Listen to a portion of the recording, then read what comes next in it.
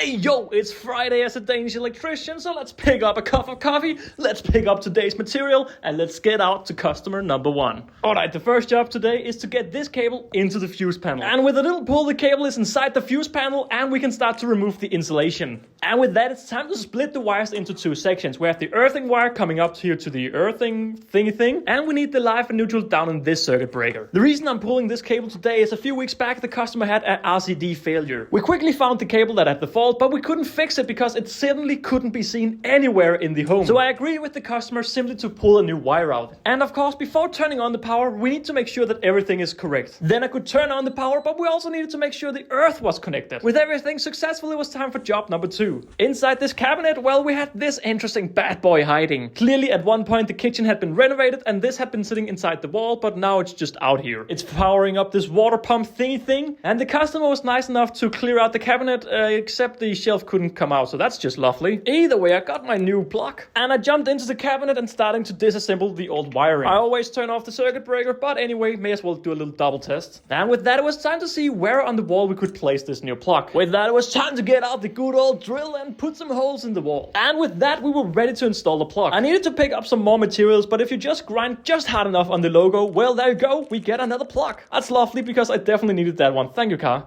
Either way, with this bad boy in our hands, let's make sure everything works. I turned on the power, it looks good. I also grabbed my fancy equipment to make sure the earth connection was also properly. And after waiting a minute to get a good reading, well, we got a good reading. Finally, I just need to put this thing on the cable. And with that, I was now finished and no need to jump into this cabinet ever again. That's just lovely. Going back to the cable that had the fault, there was also some ventilation on the ceiling that needed to get some new power. So I grabbed this red stick from my pocket and fired it up through the ceiling. You may be thinking, Hollifer, shouldn't you be two people doing this? And well, sometimes yes, but I'm just that fast that it's just not needed. Clearly shown by the speed I come up to this attic. But here we have the wet thingy thing, and we just put a cable on and push it down. Down at the fuse panel, we simply give it a little pull, and there we go. This new cable is also ready to be connected to the circuit breaker. I jumped back up at the ceiling yet again, and I just realized, hang on, the customer haven't cleared off this spider web, so I was just kind enough just to do that. And with that, we could now once more fire up the ventilator thing. Now, I'm just an electrician, I don't know too much about these pipes, so I could just see that it was definitely blowing out air.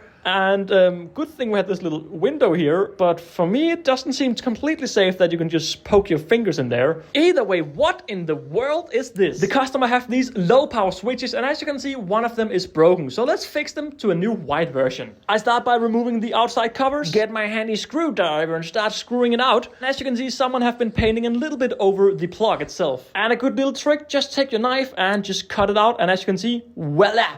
Now it's way better. And hiding inside the wall, we have pretty much just as what I expected to see. So let's put on this new bad boy. When you switch enough of these around, you know that you actually don't need to remove any of the cables if you just have the right techniques. Either way, I put everything back into the wall, and I grab my wipes just to make sure everything looks nice and tidy. And just before we move on, I need to make sure that everything was working. And oh my god, they should call me an electrician. Wow, it just turns on and off that light. Either way, this here's actually number 2 I fixed. And down in the basement, the customer had a third one also with a broken thing. And there we go, everything is fixed. And this guy just started screaming at me saying, put me in a video, put me in a video. To be honest, I don't know who it is. I've never seen him before, but yeah, he's now in the video. Also, while it was at my company, I picked up an apprentice. This guy straight away just said, oh, I'm hungry, can't we get some food? And yeah, there we go, snacking all this unhealthy food. Either way, time for the job. So a few days ago, I removed the old lights. We now have the new lights, and it's time to put them up to the ceiling. First of all, we grab the laser, make sure everything is just nice and straight.